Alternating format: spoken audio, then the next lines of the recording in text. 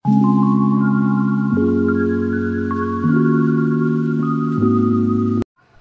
Friends, welcome back to our channel Sweet Family Blogs. তো আশা করি তোমরা সকলে ভালো আছো, সুস্থ আছো, আর আমরাও ভালো আছি। তো আজকে আমি একটা রেসিপি ভিডিও নিয়ে চলে এসেছি। আর আজকে কোনো ব্লগ ভিডিও দিচ্ছি না, যেহেতু আমার কাছে আজকে ব্লগ ভিডিও দেওয়ার মতো কোনো ভিডিও নেই। তো আজকে আমি একটা রেসিপি শেয়ার করে দিচ্ছি, তোমরা দেখে নাও। আশা করি বন্ধুরা তোমাদের ভালো লাগবে। আর ভালো লেগে থাকলে তো লাইক কমেন্ট করো, নতুন কেউ থাকলে চ্যানেলটাকে সাবস্ক্রাইব করে পাশে থাকো। তো আজকে আমার রেসিপিটা হচ্ছে চিংড়ি মাছ দিয়ে কচুর লতির রেসিপি। তো চলো বন্ধুরা, আমি রেসিপিটা শুরু করে দিই, তোমরা দেখতে থাকো। তো এই দেখো, একদম যে ছোটো ছোটো চিংড়ি মাছগুলা ওইগুলাই এনেছি। আর এখন আমি এগুলাকে ভালো মতো বেছে খুব ভালো মতো পরিষ্কার ধুয়ে টুয়ে পরিষ্কার করে নিয়েছি।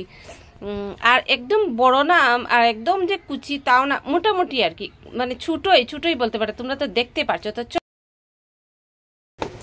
আর এখন কাটবো লতি।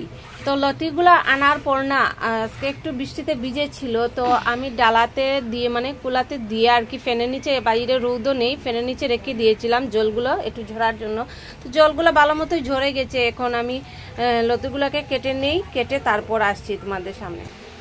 তো এই দেখো, কেটে আমি কচুগুলাকে একটু ভাপিয়েও নিয়েছি।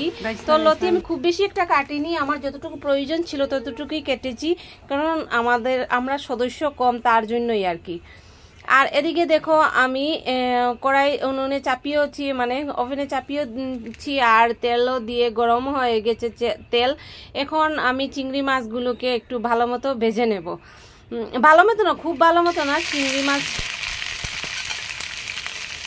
মাছ তো বেশি ভাজলে আবার একদম কেমন জানি রবারটার মতো শক্ত শক্ত হয়ে যায়।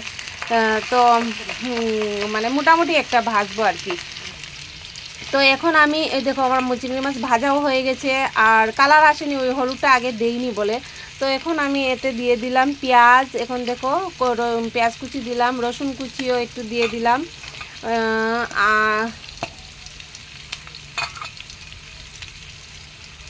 একটু কাঁচা লঙ্কা ছিঁড়ে দিয়ে দিয়েছি, টমেটো কুচি দিলাম,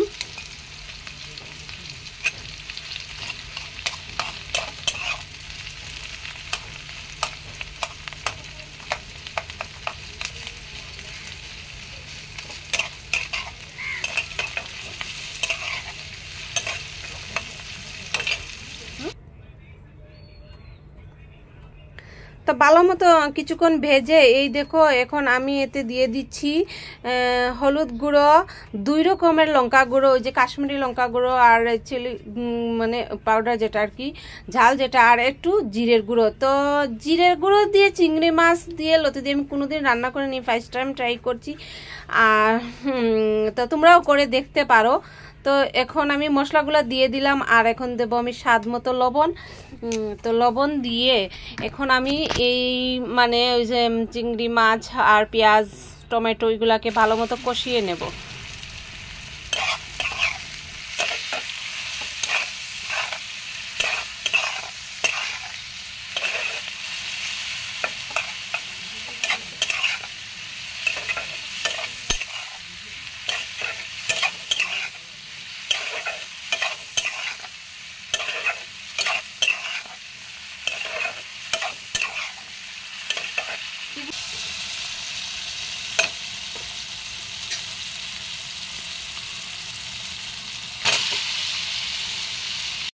তো ভালো মতো কষানোর পর এখন দিয়ে দিলাম ওই কচুর লতিগুলা। তো কচুর লতিগুলা তো আমার আগে থেকেই সিদ্ধ করা, তো এখন তার আমার সিদ্ধ করার কোনো প্রয়োজন নেই। তোমরা দেখতে পারছো একদম সফট হয়ে গেছে, খুব সুন্দর হয়ে গেছে। তো এখন জাস্ট শুধু ভালো মতো কষিয়ে আমার কিন্তু কষানোর পর কিন্তু আমার হয়ে যাবে।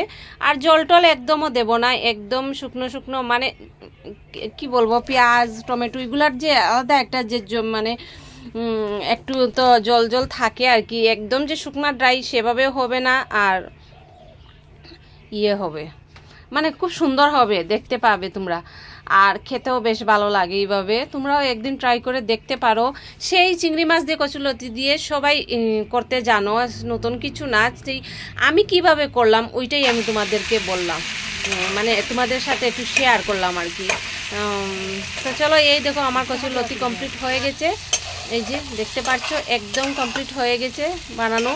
আর এর থেকে আর শুকনো করবো না, শুকনো হবেও না এর থেকে। তো এই দেখো আমি এখন নামিয়েও নিচ্ছি অন্য পাত্রে আর কি, কড়াই থেকে। তো ফাইনাল লুকটাও তোমাদেরকে দেখিয়ে দেব। নামিয়ে নেই আমি ডালি লেগে। তো এই হচ্ছে আমার কচু চিংড়ি মাছ দিয়ে, কুচি কুচি চিংড়ি মাছ দিয়ে কচুরলতি। আর বয়সটা যেহেতু আমি পরে দিচ্ছি, খেয়ে নিয়েছি আগে, ভিডিওটা দিচ্ছি পরে, যার জন্য আমি এখনই বলছি। অসাধারণ হয়েছিল খেতে, অসাধারণ। তোমরা একবার ট্রাই করে দেখো। সবাই বানাতে জানো, এক একজন আমরা এক একজনে এক এক রকমের বানাই। তো আমি যেভাবে বানাই আর কি, সেটাই তোমাদের সাথে একটু শেয়ার করলাম। আর কি বলবো, সত্যি বলছি আমি, খুবই খুবই ভালো হয়েছিল। দেখেই মনে হচ্ছে, দেখেই ভালো লাগছে। আর তোমাদেরকে রেসিপিটা কেমন লাগলো অবশ্যই কমেন্টে শেয়ার করে জানাবে। তো চলো ভিডিওটাকে এন্ড করি বন্ধুরা, বাই।